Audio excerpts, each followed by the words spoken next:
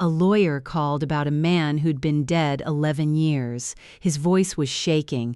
There was $2,340,000, and nobody could explain why it had been sitting there since before I was born. Good day, listeners. It's Margaret Callahan here. Before I continue, like and subscribe and leave your comment.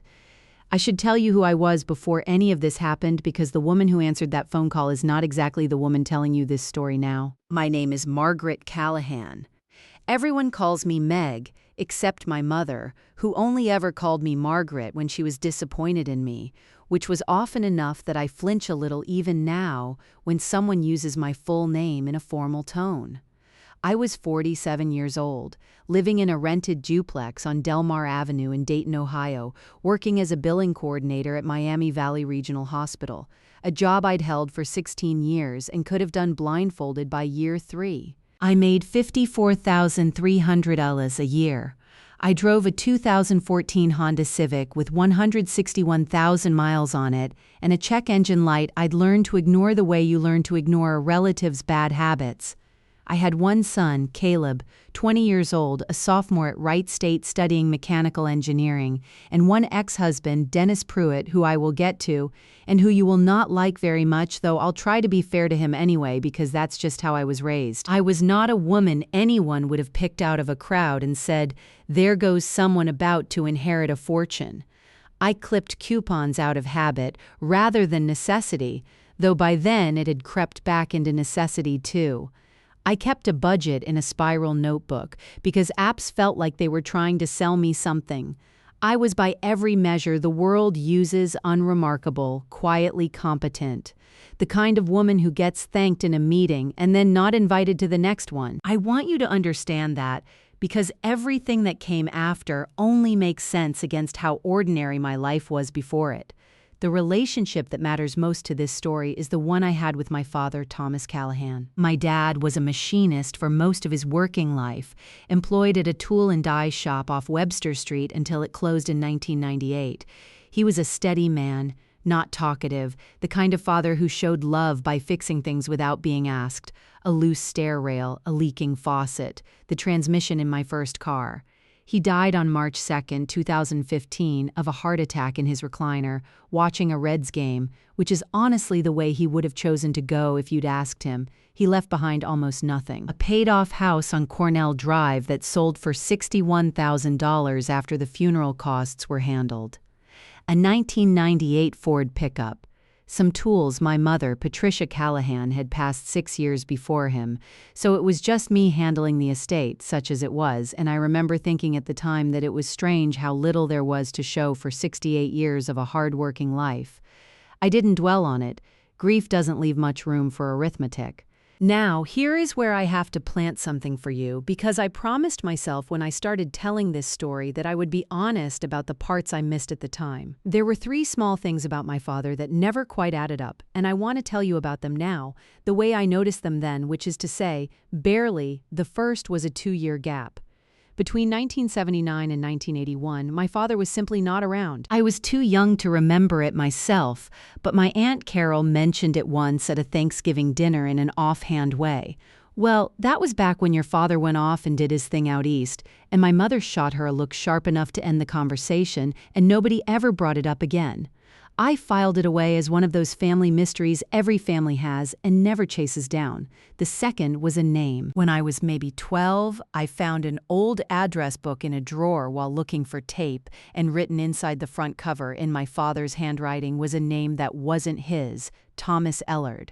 Just that, no explanation, tucked next to his real name like a note to himself. I asked him about it once. He said it was an old business thing and changed the subject so smoothly, I didn't think about it again for 30 years.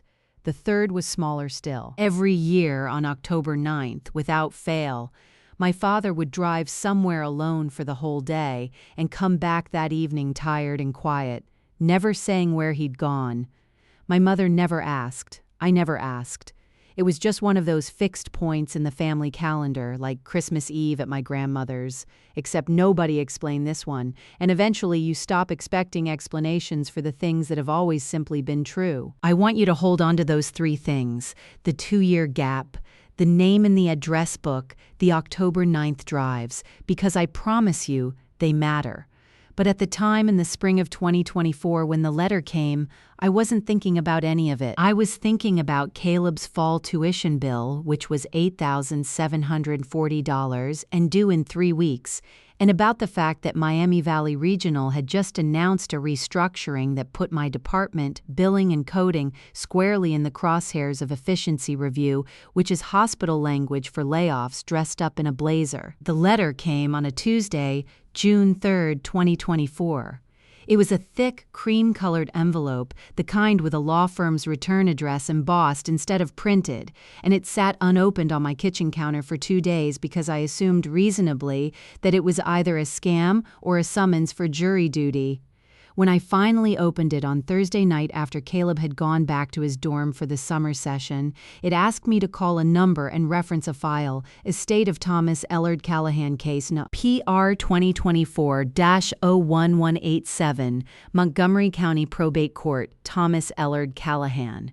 My father's middle name was Ellard. I had never once heard anyone use it, not even on his death certificate, which listed him simply as Thomas J. Callahan. I called the number the next morning from the break room at the hospital, ducking out between a billing dispute call and my lunch, and a man answered on the second ring, Harold Weiss of Weiss, Ferber & Cole, a firm out of Columbus I had never heard of. His voice had the particular texture of a man who has delivered a lot of bad news and a fair amount of good news and has learned to sound the same doing both, except this time he didn't quite manage it. There was a hitch in it. I remember that specifically. Mrs. Callahan, he said, I'd kept my maiden name after the divorce, which now felt like a small, strange piece of luck. Thank you for calling back. I need to ask you a few questions to confirm your identity, and then I have some information that is going to be, frankly, a lot to take in over the phone. He asked for my father's date of birth, my mother's maiden name, my own date of birth and social security number, which I gave hesitantly. Standing in a break room that smelled like microwaved soup, watching a coworker named Denise heat up leftover lasagna 2 feet away from me like the whole world hadn't just shifted a few degrees. Okay, Weiss said, and I heard him exhale. Mrs. Callahan, are you sitting down? I'm in a break room at work, I said. There's a chair. I'm sitting. Your father, under the name Thomas Ellard, was a founding partner in a company called Bellwood Precision Holdings, incorporated in Delaware in 1980. That company was sold in 1994.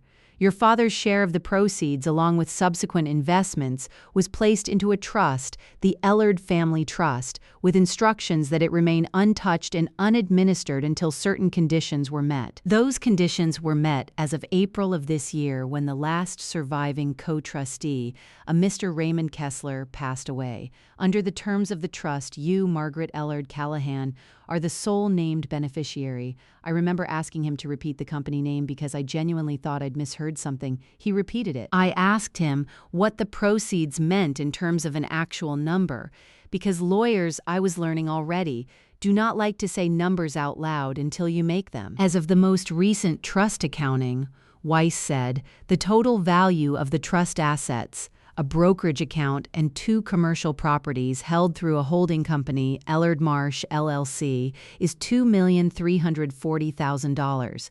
I did not say anything for what he later told me was almost 11 seconds because he'd been counting, because apparently this happens more than you'd think, people going silent on the phone when a number like that lands on them out of a clear blue Tuesday. I'm sorry, I finally said. $2,340,000. That's correct, Mrs. Callahan. Denise looked over at me because apparently I'd said it a little too loud.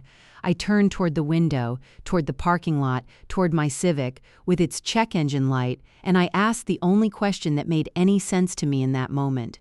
Why didn't I know any of this? That, Weiss said, is something I genuinely can't answer yet. There are some irregularities in the file. I'd strongly recommend you retain your own probate counsel here in Ohio before we go much further. There's another interested party who has recently filed a claim against the trust, and I want you to have someone in your corner before that gets complicated. I asked him what he meant by another interested party. He said it would be better discussed with my own attorney present, which is lawyer, for I'm about to tell you something you're not going to like and I don't want to be the one holding the phone when you react to it. I hung up and I sat in that break room chair for a long time. Denise asked if everything was all right, and I told her truthfully that I didn't know yet. I finished my shift. I drove home in the Civic with the check engine light glowing faintly orange on the dash the whole way, and I sat at my kitchen table with the cream-colored envelope in front of me, and I did not call anyone. Not Caleb, not my sister Renee, who lived in Cincinnati. Not Dennis, obviously, though the thought of him crossed my mind and I actively pushed it away. I just sat there with a cup of tea going cold, turning the number over and over. $2,340,000? The way you turn over a stone you found in your yard, waiting to see if the underside is going to be something beautiful or something crawling?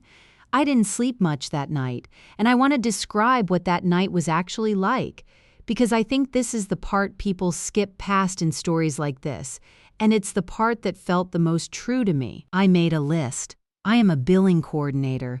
Making lists under pressure is the one skill the last 16 years had actually prepared me for. On one side of a legal pad, I wrote what I knew. On the other side, I wrote what I didn't. What I knew was thin. My father had a secret life under a different name for at least part of the early 80s. He'd made money from something called Bellwood Precision Holdings, and there was a trust that had been sitting untouched for 30 years, guarded by conditions I didn't understand, now suddenly unlocked by the death of a man named Raymond Kessler I had never heard of in my life. What I didn't know filled the rest of the page and then some. I thought about who I could trust with this. That's a strange thing to have to sit and calculate about your own family, but that's exactly what it felt like, a calculation.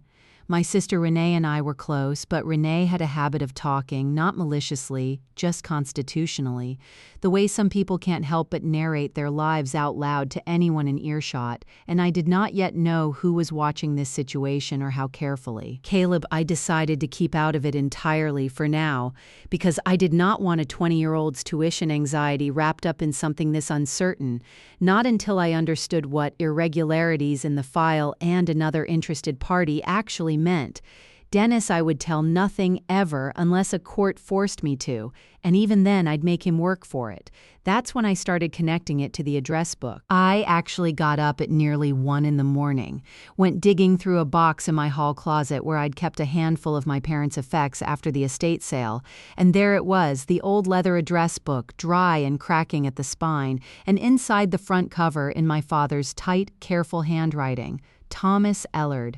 I sat on my closet floor with that book open in my lap, and I thought, he wasn't hiding a woman. He wasn't hiding a gambling debt. He was hiding an entire other identity, a business, a trust, a partner named Raymond Kessler, and God only knew what else, and he carried that secret in silence for the rest of his life, drove off alone every October 9th to do something I still didn't understand, and let his family believe he'd left us $61,000 in a pickup truck.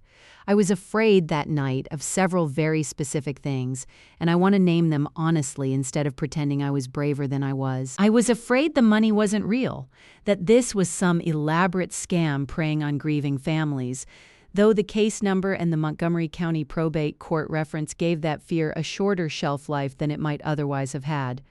I was afraid that if it was real, it would come with strings that cost more than it gave: legal fees, taxes, a fight I didn't have the stomach or the bank account for. I was afraid of what another interested party meant, and whether that meant someone was going to come knocking on my door with a story about my father that I wasn't ready to hear. And underneath all of that, I was afraid of what it meant about the man I thought I knew, that the father who fixed my stair rail and watched Reds games in his recliner had lived an entire second life I knew nothing about, and had chosen every single day for decades not to tell me. I didn't cry that night, which surprised me a little. I think I was too busy being methodical. Somewhere around 2 a.m, I wrote 3 words at the bottom of the legal pad, underlined twice: "Don't act rashly." It became something close to a mantra over the following weeks, and I think it's the single reason things turned out the way they did. The next morning I called out of 2 half-days of work, which I could not afford to do and did anyway, and I started doing what I do best, which is paperwork, quietly and carefully, one document at a time. the first thing I did was find a lawyer of my own, because Harold Weiss had been clear about that, and I trusted his instinct, even though he technically worked for the trust, not for me. I asked a friend from church, Linda Ochoa, whose brother-in-law was a real estate attorney, who gave me one name that turned into 3 names, and out of those 3 I picked Dolores Feng, a solo probate attorney with an office above a dry cleaner on 5th Street in downtown Dayton, because when I called her office to ask a preliminary question, she picked up the phone herself, listened to my whole rushed, nervous explanation without interrupting once, and then said, "Okay, come in Thursday at 9. Bring everything you have, even the stuff that seems dumb, especially the stuff that seems dumb." Dolores Feng was 61 years old, 4'11" in flats, and possessed of a voice that could strip paint off a wall if she raised it, though I almost never heard her raise it because she didn't need to. She kept a coffee maker in her office that produced what she openly called gas station coffee, and I like it that way. Don't you dare bring me anything fancy. And she drank at least 4 cups of it during our first meeting while going through my folder of documents, the letter from Weiss, the old address book, a photocopy of my father's death certificate, with the unhurried thoroughness of someone assembling a very complicated piece of furniture. "Here's what I know without doing a single hour of work yet," she told me, tapping the file with one finger. "Somebody structured this trust specifically to stay dormant for decades. That's not an accident, and it's not sloppy estate planning. Dormant trusts like this get set up for exactly 2 reasons. 1, to shield assets from an ex-spouse or a lawsuit. 2, to keep something quiet until the people who'd object to it are dead. Given your father's whole secret identity situation, I'd put money on door number 2. She looked up at me over her glasses. "You said there's another interested party?" "Weiss say who?" I told her Weiss hadn't said, and Dolores made a small, unimpressed sound and said she'd find out within the week, and she was right. It took her 4 days. The interested party was a man named Vincent Marsh, 44 years old, of Columbus. He had filed a claim in Montgomery County Probate Court asserting that he was entitled to a 50% interest in the trust assets, specifically the 2 commercial properties held under Ellard Marsh LLC, on the grounds that his late father, a man named Gerald Marsh, had been an equal business partner with Thomas Ellard in the original formation of Bellwood Precision Holdings, and that an oral agreement later, Vincent claimed, memorialized in an unsigned partnership letter. Jen titled the Marsh family to half of everything that came out of it. Trust or no trust? An unsigned letter, Dolores said, reading this off a copy of his filing with the particular flatness she used when she was unimpressed but not yet alarmed. Unsigned letters are worth exactly the paper they're printed on, which in a courtroom is nothing. But unsigned has a way of becoming somehow. I found the signed version about 6 weeks into discovery, so we're going to want to get ahead of that. She was the recurring ally I need to tell you about properly, because you'll be hearing her voice a lot for the rest of this story. Dolores had been practicing probate and trust law for 31 years, mostly out of that same office above the dry cleaner, and she had a habit, I came to love this about her, of translating every legal complexity into something you'd hear from your most no-nonsense aunt. When I asked her, nervously, in that first meeting whether we were going to win, she set down her gas station coffee and said, "Mrs. Callahan, I don't do win, I do true. We're going to find out what's true, and then True has a real good track record of winning on its own. Your job is to not panic and not sign anything. My job is everything else." Over the following weeks, working around my hospital shifts, Dolores and I built the case in layers, the way you peel wallpaper, each layer revealing something older and stranger underneath. The first layer was Bellwood Precision Holdings itself. Dolores pulled the original Delaware incorporation records, which listed 2 founding partners, Thomas Ellard and Gerald A. Marsh. 50-50 split on paper, at least at incorporation in 1980. The company made precision tooling components, primarily for the aerospace industry, and it had done shockingly well for a company nobody in my family had ever heard of.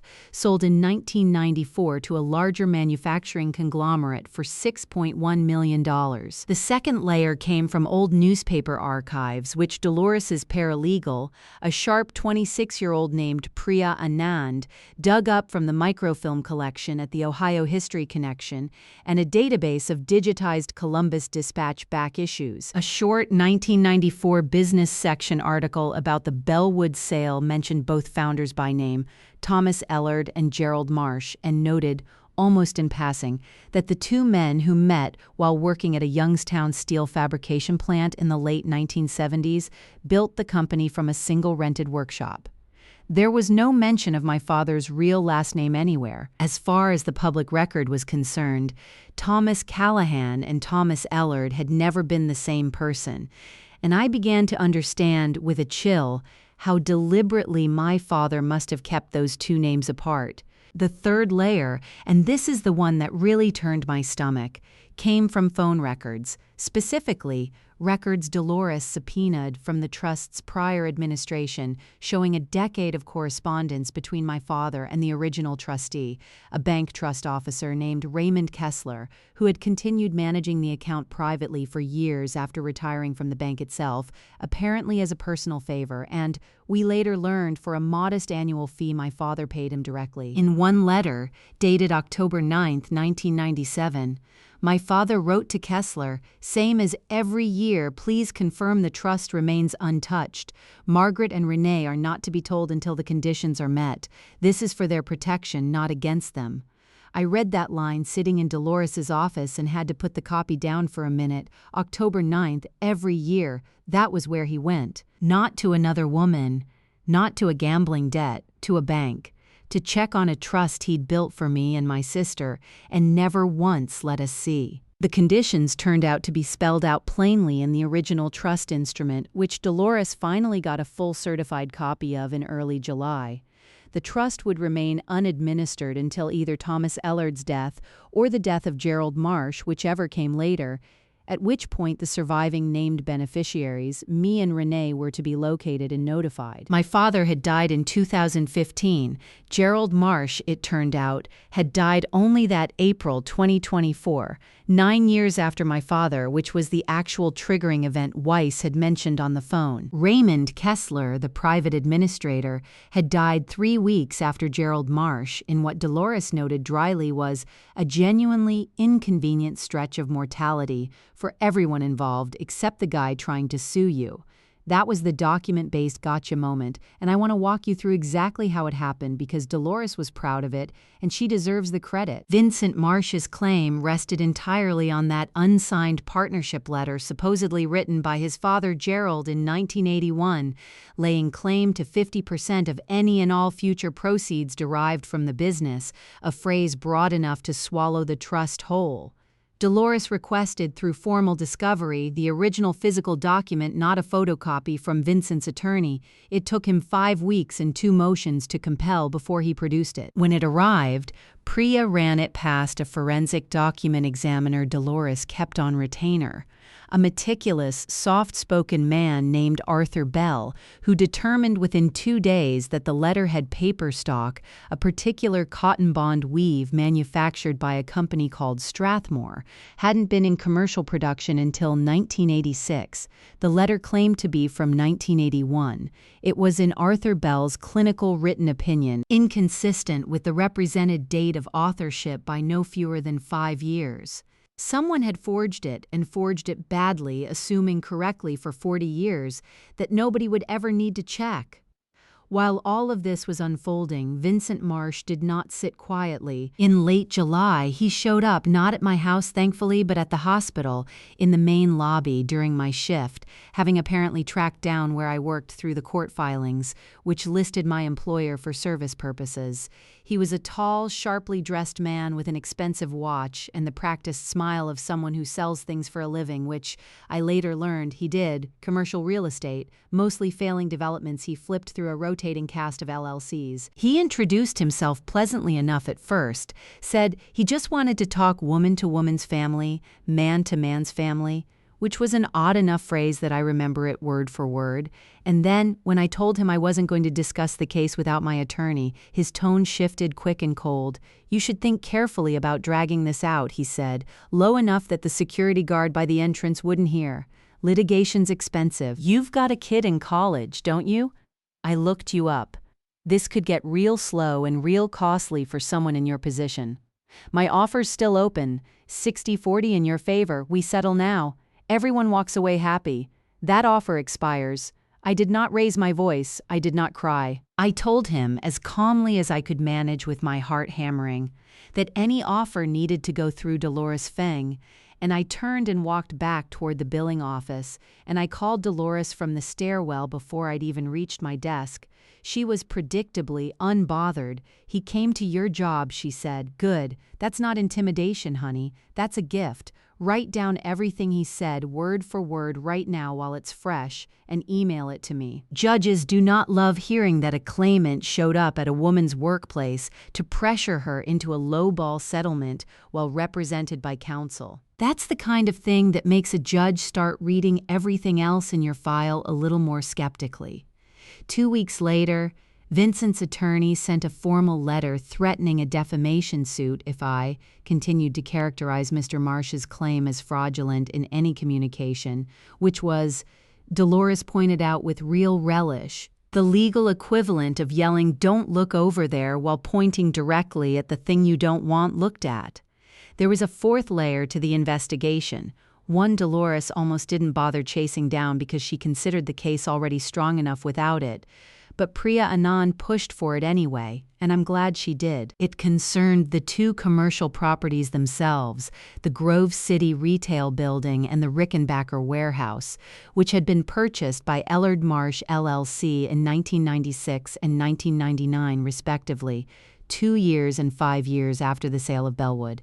Vincent's attorney had tried, in a side motion filed in early September, to argue that because the properties were acquired after the company's sale, under an LLC bearing both names, they existed entirely outside the original trust instrument and should be treated as a separate, undivided partnership asset, which, if a judge had agreed with him, would have meant Vincent could claim half of the real estate, even if his forged letter was thrown out entirely on the brokerage account. Dolores spent the better part of 2 weeks on this alone. And it was, she told me afterward, the most annoying kind of lawyering there is, not dramatic, just tedious, which is usually where the other side is hoping you'll get lazy. She had Priya pull the original LLC operating agreement from the Ohio Secretary of State's archived filings, a document that had never been formally dissolved or amended since 1996 and buried in Article 7, Section 3, was a single sentence that Vincent's attorney had apparently either never read closely or hoped nobody else would. Upon the death of either member, that member's full interest in the company shall pass automatically to the Ellard Family Trust, superseding any contrary instrument. Gerald Marsh had signed that operating agreement himself in 1996 in his own hand, notarized by a Franklin County notary whose stamp and signature Dolores was able to independently verify still held an active bonding record from that era. It wasn't a forgery. It wasn't ambiguous. It was Gerald Marsh's own signature, agreeing decades earlier to exactly the outcome his son was now trying to fight in court. He signed his own way out of this claim before Vincent was even out of high school, Dolores said, sliding the document across her desk to me with something close to satisfaction in her voice. People forget that paper doesn't have feelings. It just sits there, quietly telling the truth, waiting for somebody to finally go looking for it. That discovery effectively closed off Vincent's last viable legal theory weeks before the mediation ever happened, though neither Dolores nor I mentioned it to his attorney directly. She preferred, as she put it, to let them find out everything is already lost in the room in front of a mediator rather than give them time to invent something new before we even sit down. Through all of this, me ordinary life kept grinding forward with its own separate, unglamorous stakes. Caleb's tuition bill came due on August 1st, and I paid it out of a small emergency fund and a loan I hated taking, because I wasn't about to touch a dollar of a disputed trust for anything, not until it was legally, unquestionably mine. Dolores had drilled that into me from day one. "You don't spend contested money," she said. "Not on tuition, not on a candy bar. The second you touch it, you've muddied the water, and I need this water clear."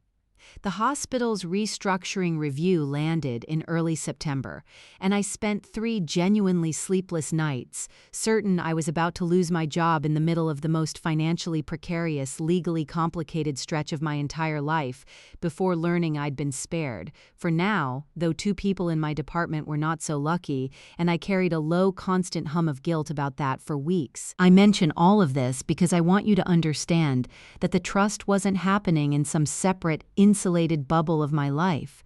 It was happening while I was still worrying about my son's education and my own paycheck.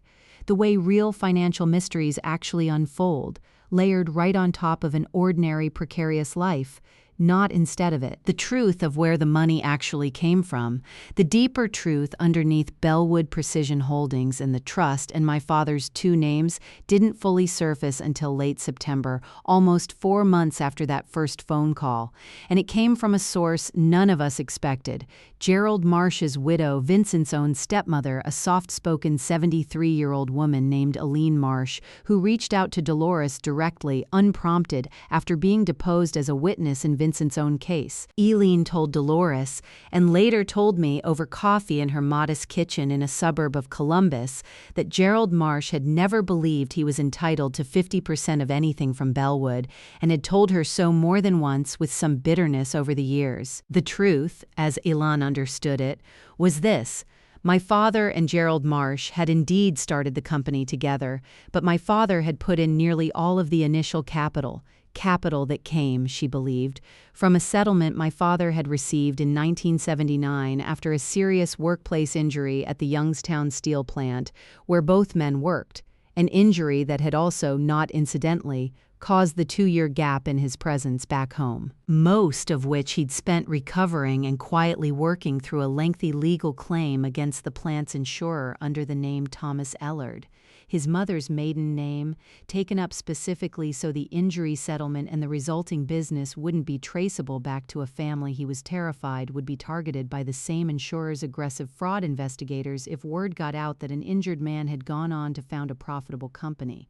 It wasn't shame, it wasn't another family. It was fear, entirely legal and by 1994 entirely unnecessary fear, that had simply calcified into decades of habit and silence, reinforced every single year by a quiet October drive to check on a trust he could never quite bring himself to explain. Because how do you explain 20 years later why you never told your children the truth on year 1? Gerald Marsh had been given a real, generous, above-market salary and a genuine equity stake in Bellwood for his labor and his shop floor expertise, Eileen said, but never the 50% his son now claimed, and Gerald had gone to his own grave saying so plainly to his family, which was precisely why Vincent had needed a forged letter in the first place, because his own father's true account of events wouldn't have supported his claim at all. That was the truth, the whole shape of it, finally visible. Not a hidden affair, not a criminal secret, but an injured, frightened young father who built something extraordinary under a borrowed name to protect his family from a threat that stopped being real decades before he died, and who then simply never found the courage or the right moment to unwind the lie he'd told to protect us. The confrontation came on October 22, 2024, at a mediation session held in a conference room at Dolores's request rather than a full courtroom hearing, because Dolores felt correctly that Vincent's attorney would rather quietly fold than have the forged letterhead finding read into a public court record. The room was on the 9th floor of a downtown Columbus office building, all glass and gray carpet, and there were 6 of us at the table, me and Dolores on one side, Vincent Marsh and his attorney, a nervous younger man named Curtis Ole, on the other, a mediator named Judge Ellen Farrow, retired, brought in specifically for cases like this, and, at Dolores's specific request, Elin Marsh, sitting quietly at the far end, there to answer questions if anyone dared to ask her any, which nobody did because everyone at that table already knew what she'd say. Dolores did not raise her voice once during that meeting. She laid the forensic paper analysis on the table first, sliding it across without a word, letting Curtis Ola read it himself, watching his face change in real time. Then she laid out the phone records, my father's decade of quiet October letters to Raymond Kessler. Then, last, she laid out a signed affidavit from Eileen Marsh, stating plainly that her late husband had never claimed in life the 50% interest his son was now asserting on his behalf. "Here's where we are," Dolores said, folding her hands on the table, her voice as level as if she were discussing the weather. "Your client has filed a claim in probate court based on a document that a forensic examiner will testify under oath was manufactured on paper stock that didn't exist for 5 more years. Your client's own stepmother is prepared to testify that his claim contradicts his father's stated wishes, and your client visited my client at her place of employment and pressured her toward a lowball settlement while she was represented by counsel, which I have in writing in her contemporaneous notes. I'm not here to destroy anybody. I'm here to tell you that if this goes to a hearing, it ends badly for Vincent, publicly, and I don't think that's what any of us actually want. So, what do you want to do?" Vincent Marsh had spent the entire meeting until that point, with the easy, confident posture of a man used to talking his way through rooms, one arm slung over the back of his chair. When Dolores finished speaking, I watched that posture change, not dramatically, nothing you'd catch if you weren't looking for it, but his hand, resting on the table, closed slowly into a fist, and then opened again, and a muscle along his jaw ticked twice, and he looked for just a moment directly at Elaine Marsh and then quickly away, unable to hold her eyes. It was the smallest thing, that flinch, but it was the moment I understood with total certainty that this was over, and that he knew it too. Curtis Ola asked for a 10-minute recess. When they came back, Vincent's claim was withdrawn in full in writing that same afternoon in exchange for the trust's agreement not to pursue him for the cost of the fraudulent document examination or refer the matter to the county prosecutor for the forgery itself, a mercy Dolores recommended and I agreed to, not for his sake, but because I did not want to spend another year of my life in a courtroom over a man who'd already lost. "You didn't have to let him off that easy," Dolores told me afterward in the elevator, not disapprovingly, just observing. "I know," I said. "I just didn't want to carry him around anymore."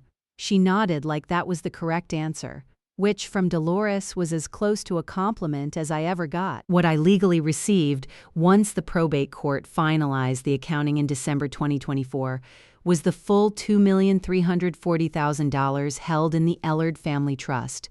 $1,410,000 in the brokerage account, built up over 30 years of conservative, mostly untouched investment growth on the original Bellwood proceeds, and $930,000 in equity across the 2 commercial properties held through Ellard Marsh LLC. A small strip retail building in Grove City and a light industrial warehouse near the Rickenbacker Airport corridor in Columbus, both of which had been generating quiet rental income for years that simply accumulated inside the trust, untouched, exactly as my father had instructed. Vincent Marsh received nothing from the trust, as his claim was fully withdrawn, and no criminal referral was made against him, per our agreement, though Dolores told me later, with some satisfaction, that word travels fast in the small world of Columbus probate attorneys, and Vincent's reputation in that circle had taken a hit that no settlement could quietly undo. My sister Renee, as the other named beneficiary under the original trust language,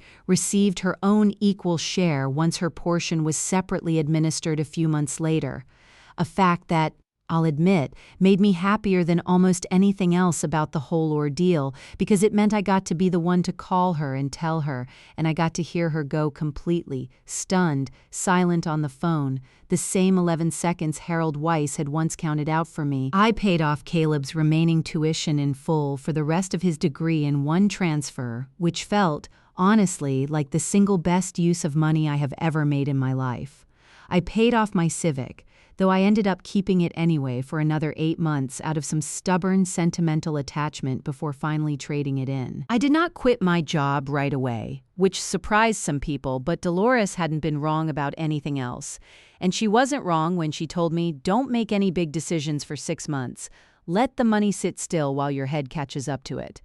I took her advice.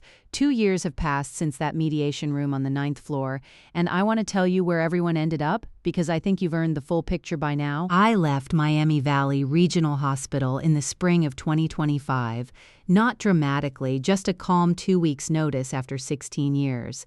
And I used a portion of the trust to buy the strip retail building in Grove City outright from the LLC, the trust's own asset, now simply mine, and converted half of it into a small billing and medical coding consultancy I run myself, Callahan Administrative Solutions, contracting out to 3 small private practices around Dayton who could never have afforded a full in-house billing department. I kept the warehouse near Rickenbacker as a rental property, professionally managed now, generating steady income I mostly don't touch. I bought a modest house, not a mansion, 3 bedrooms on a quiet street in Kettering, paid in cash, with a stair rail I fixed myself badly, because some habits you inherit whether you mean to or not. Caleb graduated from Wright State in the spring of 2026 with his mechanical engineering degree, debt-free, and took a job with an aerospace components manufacturer outside Cincinnati, a detail I did not orchestrate but that still makes me smile every time I think about the quiet symmetry of it. My son building precision parts for a living, echoing a company his own grandfather started under a name none of us knew, in a life none of us understood until it was almost too late to learn it. Renee used her share of the trust to help her daughter buy her first home and put the rest into a retirement account she'd never had the cushion to properly fund before. We talk more now than we used to.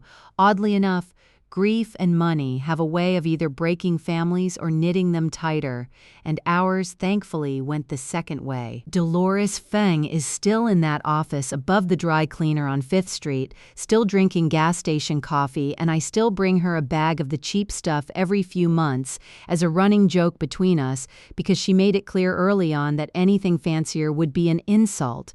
I refer her to anyone I know who needs a probate attorney, and I mean it every time when I tell them she is worth every dollar. Aline Marsh and I still have coffee together every couple of months. I think, in a strange way, we ended up being each other's proof that the 2 men, my father and her husband, were more honest with the people who really knew them than either of us realized while they were alive. Vincent Marsh, as far as I know, moved his real estate business to Florida sometime in 2025. I don't think about him much. I don't think he thinks about me either, and that, honestly, is exactly the outcome I wanted. If there's a lesson in all of this, and I've had 2 years now to sit with it, I think it's this: the people we love are allowed to have parts of themselves we never see, and sometimes those hidden parts are not betrayals at all, just old fears they never found the right moment to put down. My father wasn't lying to hurt me. He was protecting me from a danger that stopped being real long before I ever needed protecting, and he simply ran out of time to tell me so. I don't know that I've fully forgiven him for the silence, but I understand it now, and some days understanding has to be enough. So if you take one thing from my story tonight, let it be this: go find out what you don't know about the people you love while you still have the chance to ask them yourself. Don't wait for a lawyer's letter to do it for you. Tell me in the comments, do you think Meg was right to let Vincent walk away without a fight, or should she have pushed for more? I read every single one of your comments, so don't be shy, and if this story kept you company tonight, subscribe so you don't miss the next one.